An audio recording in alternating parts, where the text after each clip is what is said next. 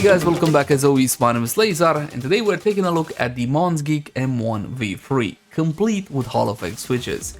Now before we go any further, this video is sponsored by Akko, but there's no agenda, no script. All of my thoughts and opinions are 100% my own. In the box you get a coiled USB Type-C cable, stabilizers which you don't need because the ones installed on the board are better and already lubed, a keycap puller, a switch puller, mandatory manuals, and of course the keyboard and the 2.5 GHz receiver. Points to MonsGeek for using closed cell foam in the packaging, which does a much better job at protecting your keyboard while it's in transit. Especially important when a beast such as this one weighs 2 kilos, as it's made out of aluminium.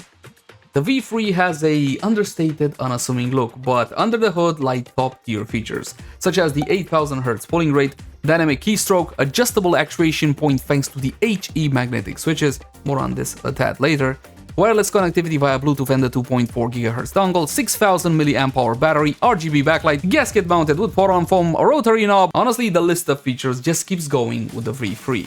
But specs and features will only get you in the door. How does it actually feel in person? Straight out of the box, I was taken aback by the heft of the keyboard and how solid the build quality is. Careful, it's heavy, make sure not to drop it. In everyday use, I can say I get about 3.5, maybe even 4 days of battery life. Now that's with RGB set to maximum all the time and about 16 hours of use per day. During this time I experienced no interruptions and the 1000 Hz polling rate via the dongle is more than plenty. But for competitive gaming, you want to switch to USB to get the full 8000. I still believe this is more of a placebo rather than anything else, but for competitive gaming you do need every edge you can get. While my competitive gaming days may be behind me, I did use this one exclusively with the first Descendant ever since it was released. So far I'm about 70 hours in, time in which the keyboard has performed flawlessly and has never given me any trouble. Feels wise, the magnetic switches are as smooth can be, but the sound profile is, how do I put this one? Is HE specific, meaning there's a slight jitter or a slight rattle. Sound test at the end, so you see exactly what I mean. In terms of features, I gotta be honest, I really love the fact that you can set your own actuation point. When I'm typing I set it to 1.5, 1.6, but when I'm gaming I go to 0.8, 0.9, something like that. And it makes a real palpable difference. I no longer have to have a typing keyboard or a gaming keyboard, and I no longer have to switch out switches all the time. So granted, I do that just because I kinda like it. Regardless, it's an absolutely amazing feature, and just for that alone, I would recommend you try the HE switches. Now, one feature that I thought was just smoke and mirrors was dynamic keystroke. I didn't think it would matter all that much, so I tested it fully expecting to be disappointed.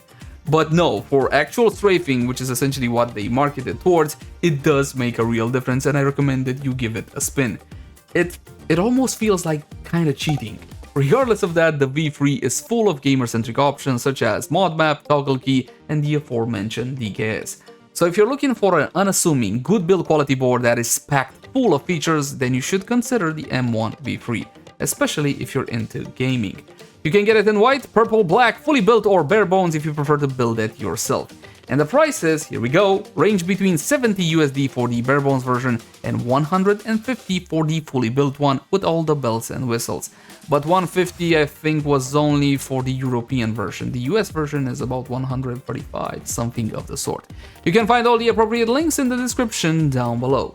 As always, my name is Lazar. Thank you guys so much for tuning in. Like the channel, subscribe only if you enjoy the content, and I'll catch you guys in the next one.